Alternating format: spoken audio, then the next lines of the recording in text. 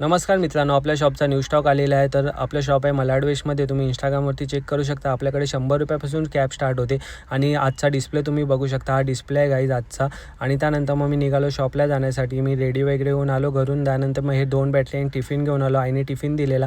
त्यानंतर मग आपण निघालो शॉपला जाण्यासाठी. हे मलाड वेस्टमध्ये लिंक रोडवरती मूवी टाईम सिग्नल आहे. तिकडनं तुम्हाला जायचं आहे मिठ चौकी साईड जायला. तर तुम्हाला इकडे आपली लेफ्टला गाडी दिसेल. हे कस्टमर खास आपल्याकडनं दादरवरनं आलेले आणि यांना खूप कॅबची क्वालिटी आवडली.